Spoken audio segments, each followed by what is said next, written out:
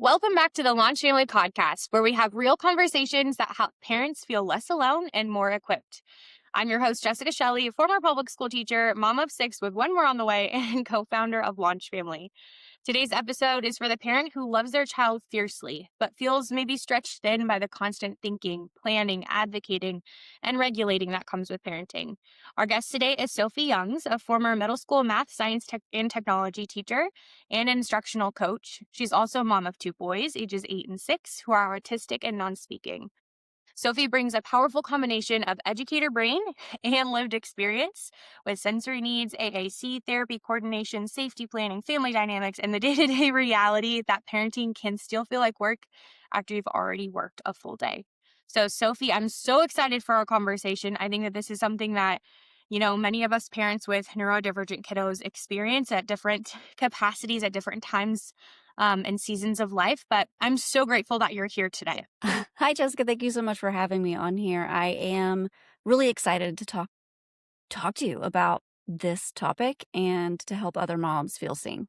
I love it. I love it. Okay, well, let's get into a little bit of life before motherhood. So you were a middle school teacher and coach. So what really drew you to like education and that as a profession? Funny story. Most educators will say, "Oh, I became a teacher because of a teacher." That wasn't me. That was not me. I became a teacher because I wanted to have the summers off so I could go and run 4-H camps all across the state. I wanted to be a counselor at 4-H camps because at 4-H camps in West Virginia, they are life-changing, innovative, whole body experiences like soul, mind, and physical, like volunteer. It's just amazing community. And I felt like that was a space that I got to be myself. Um, and no one judged me for it. So I wanted to continue creating that type of space for others. Um, and I just wanted to stay in that space where I could actually be myself. So I wanted to have the summers off so I could go work 4-H camps. So I became a teacher. My mom was a teacher. My grandmother was also in education. So it was sort of also in the blood. I had a knack for helping my peers understand things that they weren't getting in class. Um, and come to find out, I'm like a servant leader anyways. So it just was like a natural fit. I went through school and was like A, B student, mostly A's. And to become a teacher, started student teaching in like an elementary middle school. Definitely not an elementary school teacher, though I'm certified to do it, but that's not my niche. Not at all. That's where my background is. And that's my mom. My mom's an elementary school teacher, and she it was always funny because I remember her going from teaching first grade to teaching like fifth grade, for whatever reason it was. And when she came home, she was like a different woman. I felt like I was in high school when that happened, and I was like, "Oh, I got to graduate to fifth grade too," because she just kept in that persona. She would come home and I would be a first grader and she would talk to me like she was talking to her first graders. And then when she became a fifth grade teacher, I felt like I got to grow up a little bit. So that was always fun. And then it was something that mom and I got to talk about and bond over, like the teaching experience and different strategies. But she was always an elementary school teacher and I loved middle school. Middle school kids are confused, curious, quirky, sarcastic, and just want to fit in. And they just want to know why, and they just want to know the answers. And I was one of those teachers, like, if you're brave enough to ask it, you best be brave enough for that answer because it's going to come at you honest. And some of them were really shocked. They thought, oh, I'm just going to trip her up. And I would still answer their questions. I found enough. It was a good fit for a while. It really was. It was a good fit. I found that I was really doing innovative things in like the classroom with technology integration I was a math teacher for like at first, my first 3 years I was a math teacher in a really low socioeconomic area. And my students were blogging on iPads about a book we were reading in math class. So cool. And the book was Islands of the Unknown. And it was about a math adventure, a math mystery, where these middle school kids were solving these math clues that their math tutor left them um, once she disappeared. My goodness. And so they were trying to find her.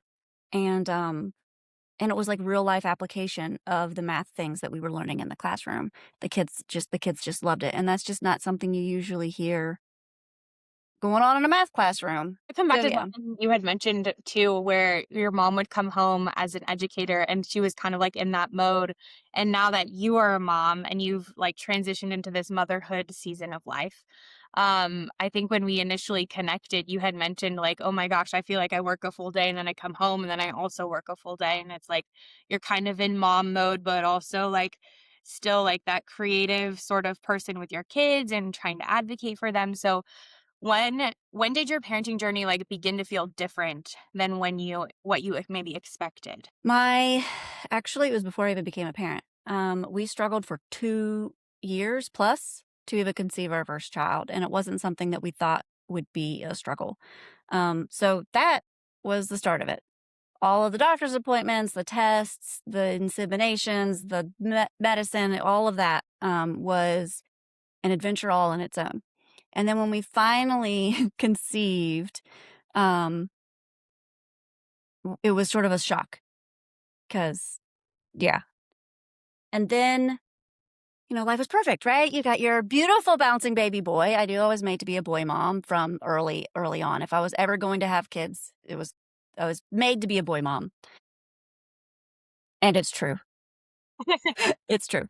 Made to be a boy mom. I could be a girl mom, but I was never your girly girl. I was never I didn't really get along with girls. I struggled and like hated school growing up. And so like I just hung out with boys more and they were just easier to communicate with. So I was like, yes, I want to do that. If I'm going to be a mom, I want to do that.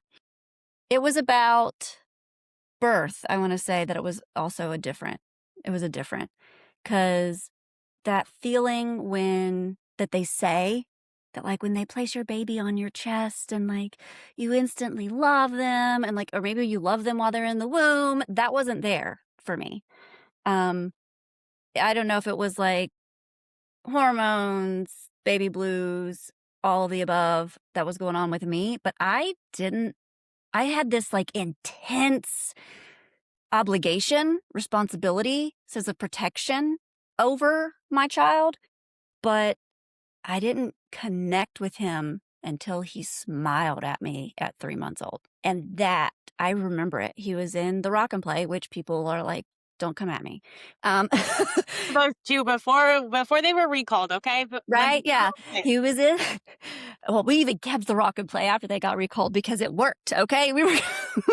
It's true. I've got some sensory. I have one of my second son. He's actually a sensory kiddo, and that was like the only place that he would like sleep or rest. So Well, and right. about that same time, we were bouncing on the yoga ball in the Rock and Play, everything to try and get my firstborn to sleep. And we were like, oh my gosh, it's just so hard to get him to relax. But he would go to sleep while nursing. He would want that suckling sensation. He would want the bouncing sensation. And it was really hard on me because before we figured out the bouncing situation, where then my husband could actually help him put to sleep, it was all on me. Like he wouldn't take a bottle. For a while, he was taking a binky, but then, or a pacifier, whatever you want to call it. I called it a nuck nuck when I was a kid. Um, but he wouldn't take that. He took it for a little bit, but then he wouldn't take it anymore. And the kid still suckles. He's 8 years old and he like does the yogurt pouches and the applesauce pouches. And then he'll just suck on the empty pouch for like ever and ever. And he's got like a little ring that I swear is like a permanent indentation on his tongue. Um, but it was looking back on it now, he needed that sensation. He needed the suckling, he needed the bouncing, he needed that to help him regulate his nervous system so that he could fall asleep. And that was, looking back now, that should have been like a trigger, but I didn't really notice like a huge, like a delay or difference in him. He was climbing up the back of our couch over it before he could walk. His crawl was not average. And so, like, they were like, "Oh, that just happens," and that does just happen, but it was an indicator of, like, a different kind of delay where the different parts of the brain aren't working averagely type of thing. Um, and then he got the regular crawl after he was running type of thing. And his physical attributes were like, bam, hitting all the milestones 3 months in advance type of thing when it came to everything physical. But his talking was not progressing. So then he would babble and do all the baby things, and then sometimes it would actually regress. And then he would then start picking it up again. And I started noticing a pattern where in the winter, he would actually regress in his talking and he was struggling with some fine motor things. Um, and then in the summer, his babbling would pick up again.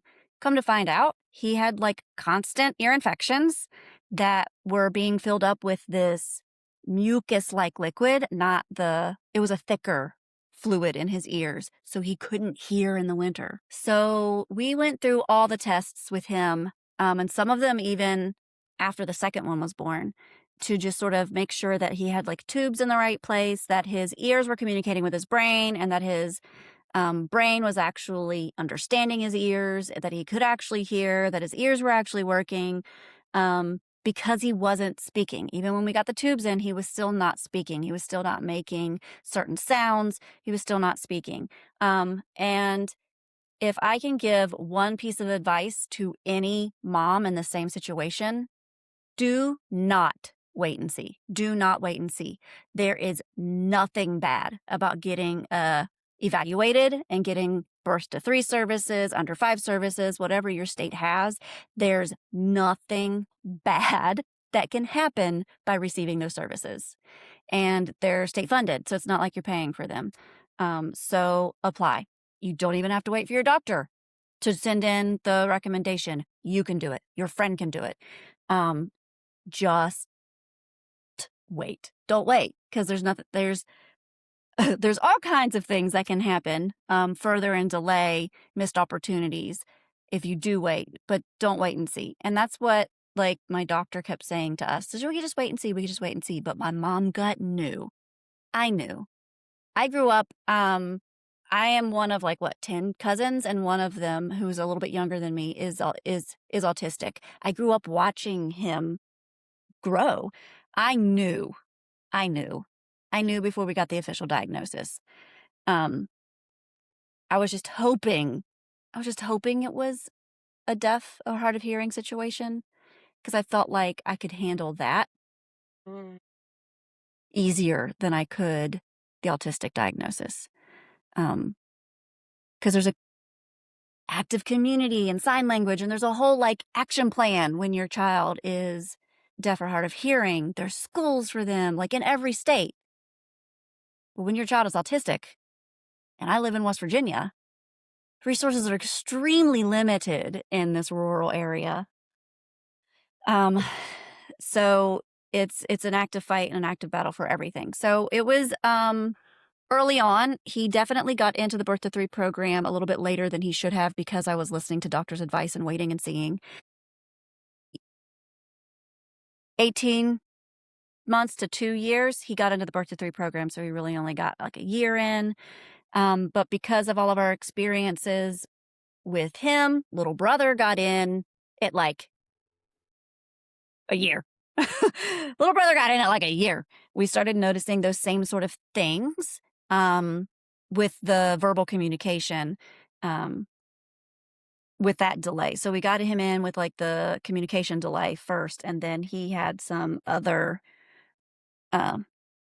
supports in place too, based off of what they found during the evaluations and stuff.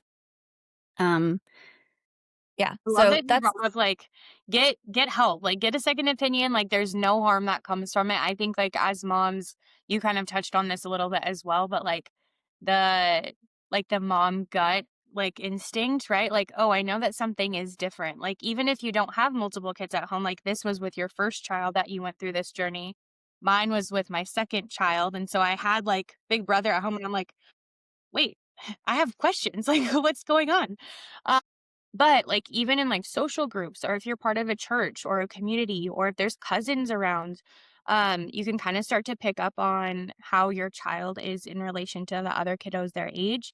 And I love that you talk about getting like a second opinion and like really tapping into that because it's so true. And the doctors, like they see thousands of children, right? So they're going to be like, oh yeah, this is like the bottom of the range to the full top of the range. But it's like, okay, well, it could turn into something or it could not turn into something. And it's like, but again, like to the point of like child development, right? Like the earlier you can intervene, the earlier you can ask the questions and get the services, the Yeah. better off they will be. Like they will have more tools. You'll have more tools. You'll feel more confident making Mhm. decisions. I know that was a big one for me as well. And then you talked about that transition too of like, oh, I had this experience with my first. And so then I knew more confidently what to do with my second kiddo. Mhm. Um, what do you wish that someone maybe told you about the emotional range of that early motherhood experience? Like if you were to give advice to a friend or a mom who's listening in right now who's maybe like gearing up for a new baby or maybe like freshly postpartum, what do you wish that someone would have told you about that? There's no shame. There's no shame. Literally anything that you're feeling right now. I was gonna be specific, but I don't wanna be specific. Literally anything that you're feeling right now is valid, and there is no shame because your body is about to or has gone through a very traumatic experience. It has built an entire human being from scratch.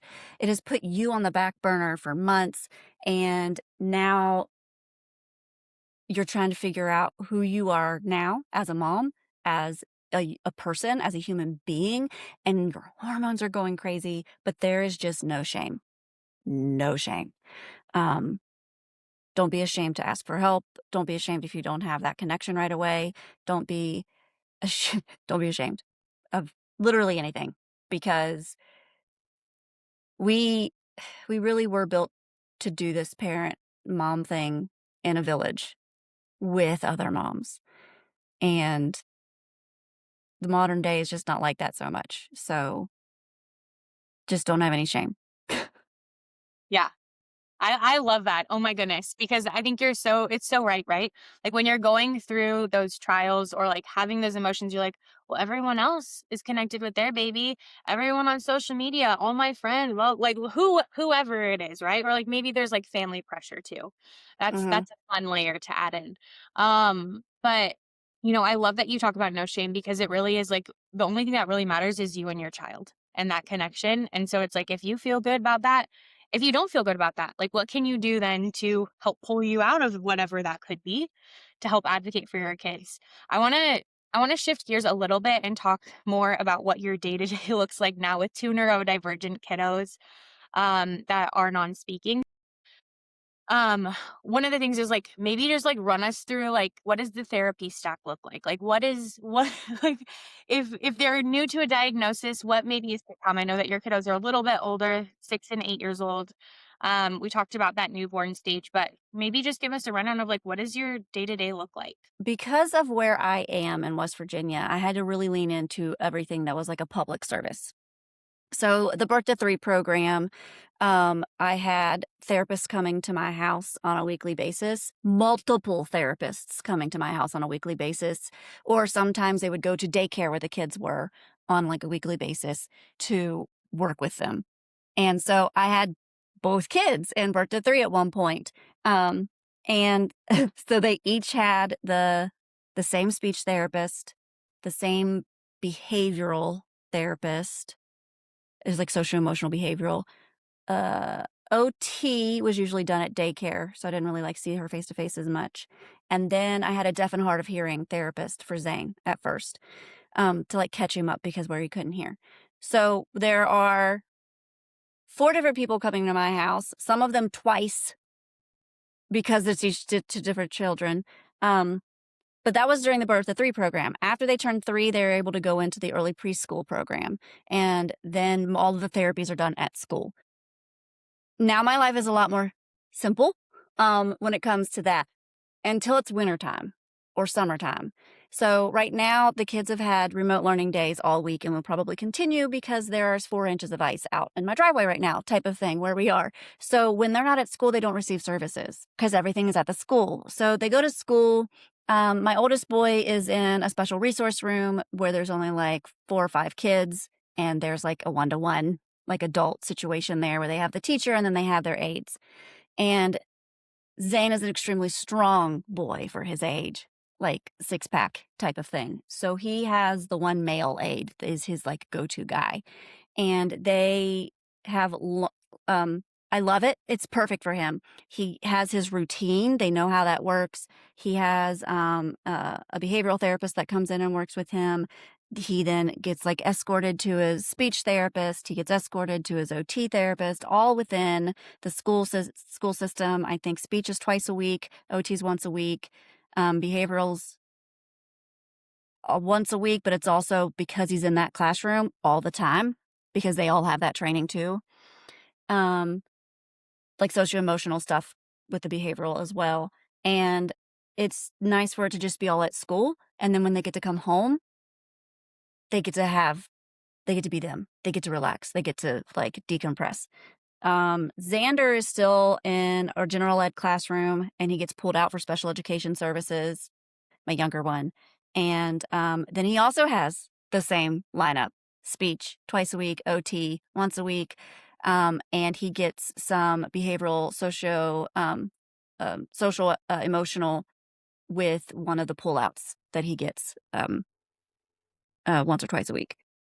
And that's all part of an IEP. So you go from like the birth to 3 program to paperwork and documentation and proof that they need the support and then doing it and documenting that you actually did it. And then you get the IEP, which is a completely different document in preschool than when they are in kindergarten in West Virginia anyways. Having a diagnosis is extremely helpful. And then there's also like a waiver program for intellectual disabilities that you can get even more support for and maybe even some money to help pay for things like if your fence breaks or to build a fence for their potential elopement or an app for their device like the AAC app that is a better fit for them because there's so many out there. You got to figure out which one works, which one doesn't. Because all their brains are different, which one's going to click. But my day-to-day is rather normal because I'm doing things all within the school system because there's no other option.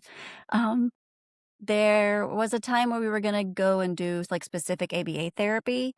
But it was also going to be like during the school day. So I was going to have to like take him out of school and take him to this therapist for that specific therapy. But then that didn't pan out.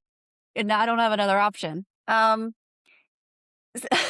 So it's the school kind of takes over some of the bulk of the load in transportation or house visits and stuff. What are some things that you've like shifted at home as they've kind of grown and matured? I think you had mentioned that you've made some changes to your environment, and it was so interesting when we connected. I just would love to have you share kind of your philosophy and perspective on home life with them. my home life with kids is really close to sort of my my way of teaching. I'm going to teach the kid that I have where they are and how they need it. And so I'm going to love the kid that I have where they are and how they need it. And when we realized that Zane was a big sensory seeker, he's running, jumping off of things. Like in pre-K, he was jumping off of the playground equipment to the point where all the teachers were having heart attacks. And we just look at them like, he's fine. Because he's been doing it since he could do it. Before he could walk, he was climbing and jumping and like he was seeking that sensation. So we got a trampoline early on. And it was next to the coffee table. As he's grown, he's learned new tricks to like jump on his butt and back up, on his back and back up. And when his head started hitting the bar, we had to get a bigger one. And he actually jumped so much that we didn't get the one with the like metal spirals because we didn't want the noise. We did a lot of research into this too because we wanted to have it like less noise. So we got the ones with the rubber bands. He jumped on that first one so much that he broke half the rubber bands and we had to buy replacement bands. And then they started breaking and then he got too big for it.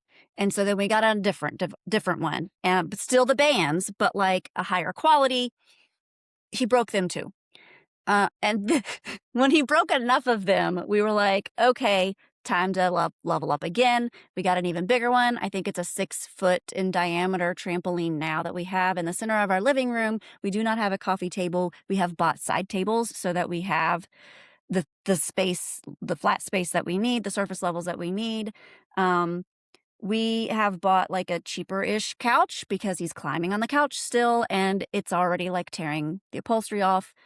We just don't invest in like super expensive things because we know he's going to wear it out because he's climbing, he's jumping, he's running around. Right now upstairs, there's brown paper from a package that we got from Amazon, and that was like the stuffing. It's ripped into pieces that are about 3 by 3 because he just wanted to rip it and make it snow brown paper.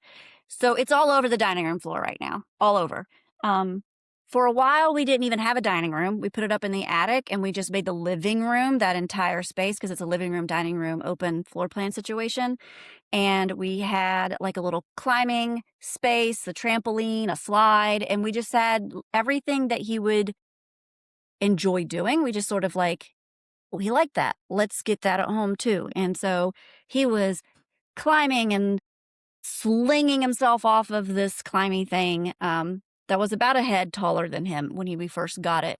And our trampoline, we had to put weights on the back of it because it had a T-bar in the front. And so like he would put his weight on the front and it would start tipping because he got heavier. So we had to put weights on the back of it so it would actually not tip him all the way over. Until we took the T-bar off and got him a bigger one and all that stuff. We've just sort of accommodated what his interests were, what his body seemed to need, and created the space in a safe enough environment. Like we don't have rugs. We have padding, like it's padding. We throughout it was the whole floor at one point in time was covered in, because it's hardwood floor. We had the padding there that you would see like in a weight room or in like a gymnastics place. We had puzzle piece padded things everywhere. Yeah. I mean, I love that too. I mean, that's my perspective as a teacher, and I used to teach kinder through 2nd grade. And I also have my special education endorsement. I have a master's in special education. And so that was always my thing too. Is like, come as you are, be where you are. Like learning happens all the time. It doesn't matter if you're like in a desk or not in a desk. And I feel like it's the same as at home. Like I love that you talked about how they get to just be themselves, right? Like there's like the little bit of pressure, there's the breathing space that they have. You've accommodated them at home by bringing in things that they enjoy doing, and also made sure that they have like the safety precautions as well. I've got a kiddo, like my second son, like I had mentioned, he's like the climber too. Like we bought a couch, and then I don't know how many couches we've actually gone through because I also have like a bunch of children. But yeah, it's an adventure. I think one of the other things that kind of stood out is maybe like the way that the parent is feeling in all of this, right? Because if you're like, oh my gosh, well, now I can't have a coffee table, or oh my gosh, now I have to like not have the nice couch, right? Like there's things that there might be things going on in our brains that might conflict with the actions we feel like we need to take. And so maybe walk us through a little bit about that, how that process was. I know you had already said that given your background in education, it kind of came naturally. Or maybe even some of like the triggers, like if you're triggered by something that they're doing, like how does that kind of all feed together in the same space? Yes. So early on in like the therapy sessions that we started doing, I'm an observer. I watched everything. I was very involved. I was learning everything that they were doing so that I could try and mimic it later. Um, and when I was a stay-at-home mom off and on, it was doable. But then when I went back to work, I found that I was going to work, coming home, and then I was a therapist. Was continuing the OT therapy, the speech therapy, regulating my own nervous system because I'm ADHD. I found that out after parenthood. Regulating my own nervous system when they got too loud or when I was struggling to figure out what they were trying to tell me. And I was burning out. I would give my all to, because I was a teacher and a coach, but I was a coach mainly when I was a parent. I was giving my all to my teachers, helping them create learning environments that were, as we said, helping them teach the kids that they have right now, that were loving and innovative and where kids wanted to learn. But then I was also coming home and still working with my kids to help them not get so far behind. Thank goodness for my therapist. I highly recommend you get a therapist to work through some of this stuff, because she's helped me out a lot. And she's like, you don't have to do that. I'm like, but that's what they need. She's like, you don't have to. You can just play with your kids. And I wasn't. For months, I wasn't just playing with my kids. I wasn't just being their mom. I was being their therapist for months, both of them. And it was exhausting. And I was like, I can't keep this up. How does anyone do this? And she's like, you don't have to. So there are things that, like, you can just be their mom and let the real therapists do those things. And it's okay. Like, every once in a while with my little guy, we're like, okay, say bye-bye to daddy, say bye-bye. And that's fine. But it wasn't like what I was doing. I was basically recreating a therapy session every time we would play together. And I was burning out. I was getting overwhelmed, and it wasn't enjoyable. I told my therapist that I hated being a mom because it was all work. None of it was enjoyable. And then, like, that connection was harder to develop. It was harder to keep. And some days you might as well not even be in the room. And that was hard to take. And then there's your own, so there's like all the extra work that's piled onto you that you feel like you have to do. But then there's the journey that you dreamt about, the mom you thought you were going to be able to be with the kids that you thought you were going to have, that you were holding that newborn baby thinking, we're going to have a football player or cheerleader or soccer player or whatever. And there's this grief of the life that you won't have, that you thought you would, that you dreamt about, that you imagined.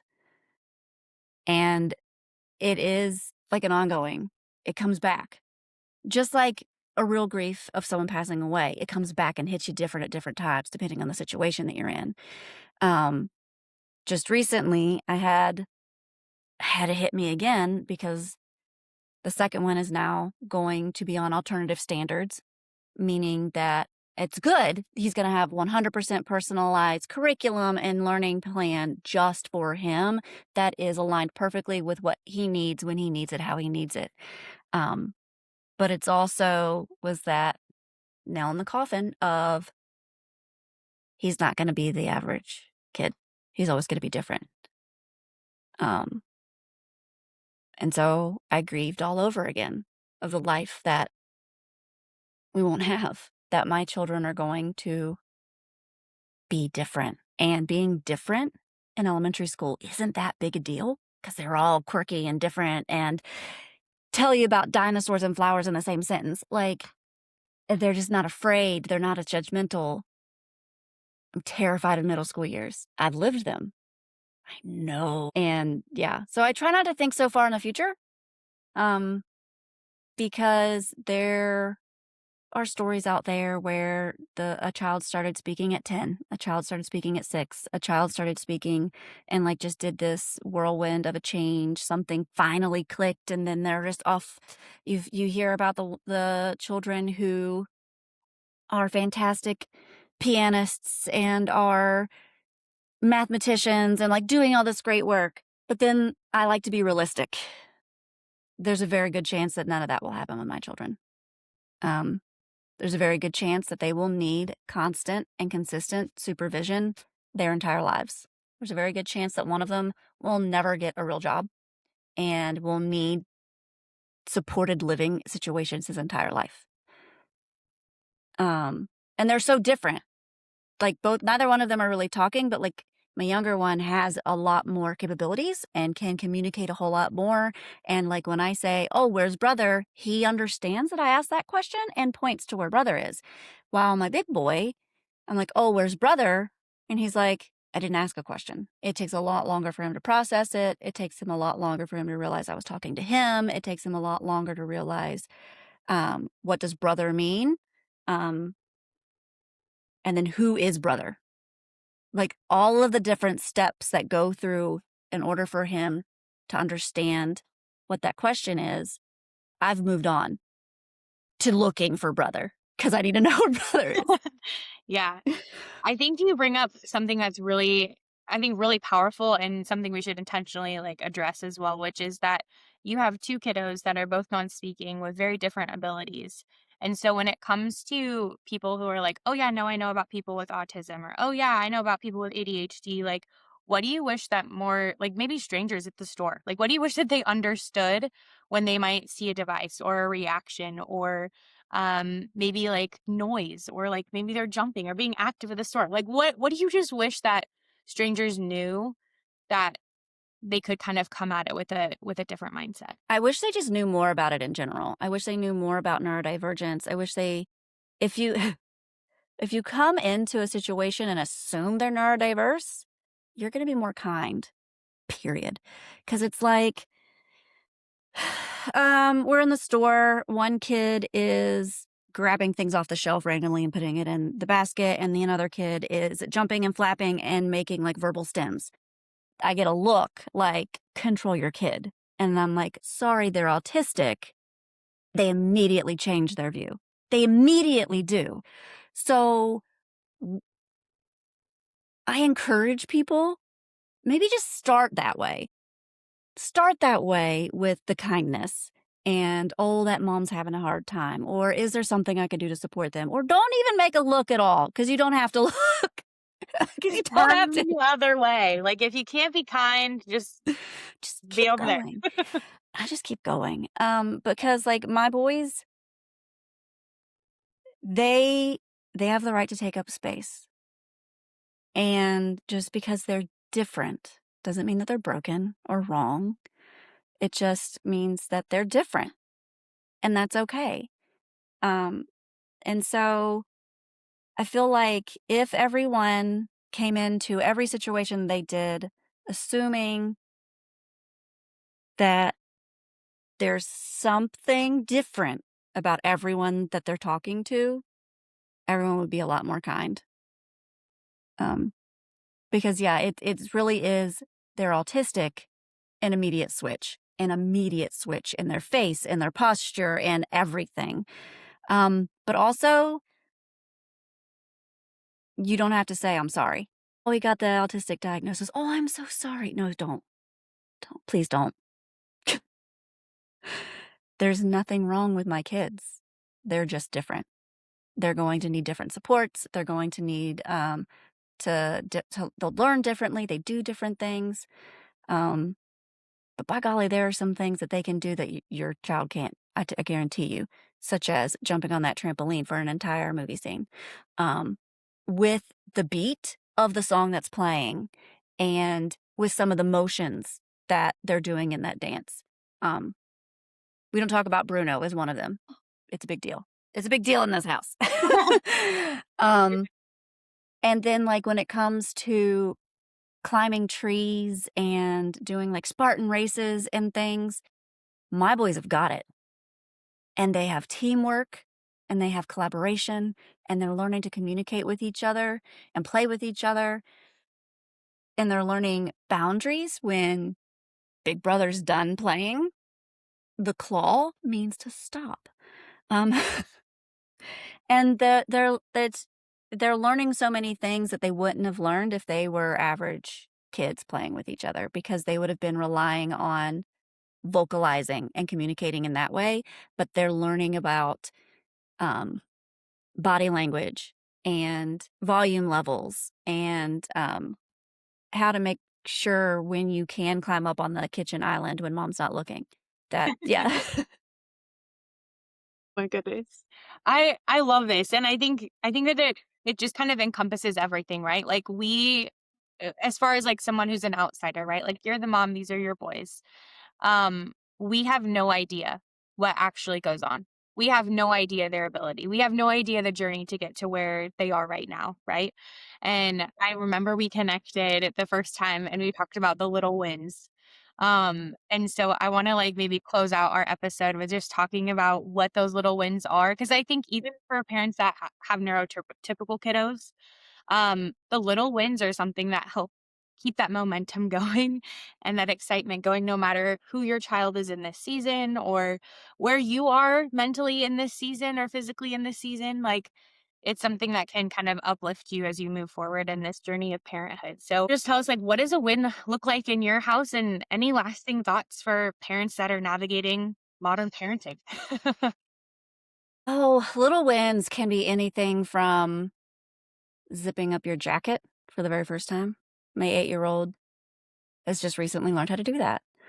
Um, and he has a lot of like fine motor issues. So for him to know how to if you actually break down what you do to zip up a jacket, there's a lot of little steps in there, and they are little, and they take a lot of fine motor skills, precision to do that, to ensure that the tooth is all the way down in there to start with, or it's not going to latch right when you start pulling up the zipper.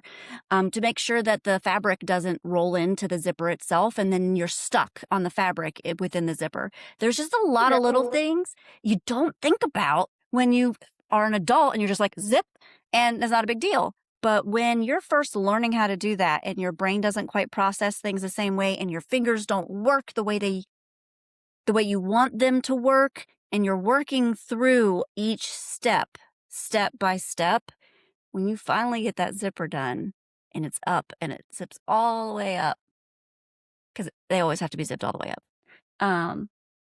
And mom didn't need to do it. It's just sometimes you're selfish about it. You're like, oh my God, I don't have to do it anymore. I have more time to do something else. But it's also, that's one more step to this potential independence in the future. Because just last year, he couldn't put his jacket on himself. We were dressing him by hand. He couldn't put his shoes on by himself. He couldn't zip his jacket. He couldn't put his jacket on by himself. There was just a lot of things that he couldn't do on his own that we weren't sure if he would ever be able to do on his own. And so all of these little wins of even if his shirt is on backwards, he put it on himself. Are huge when it comes to these guys like these. Yeah. No, I completely agree. I'm like, as you're saying that, I'm reflecting on some of our early stages with our second born. He had like a feeding tube, and there was a lot of like dietary and nutrition stuff that was going on. And I remember when it was like a Christmas day and he had like ripped out his feeding tube, and we were like, forget it, we're not putting it in. And like he actually like ate food by mouth for like the first time ever on Christmas Day. Like it is one of those like little wins that was like, oh my gosh, he'll actually be able to eat something besides like formula. And we were so excited. Like those are the things that'll just like stick with you, right? And Yeah. so, Sophie, I just want to thank you so much for your honesty and transparency. This conversation really helps parents just feel seen, and that we don't have to fix everything. We don't have to live in this judgment zone or feel like any shame. Like all of our journeys are different. All of our kids are different, whether they're neurotypical or not. Like everyone is navigating something unique. So if you're listening in and parenting in any version of neurodivergence, I hope that you heard this, that you're not failing. You're adapting, and you're designing a life that works for the child that you have. And that is real parenting. You're showing up every day for your kids. We'll link Sophie's work and resources in the show notes. And if today's episode hit home, share it with the parent who needs permission to breathe. We need to grant ourselves some permission slips sometimes, and to celebrate the wins that other people don't always recognize as wins. So thank you so much for listening in, and we'll catch you on the next episode of the LaunchFamily Podcast.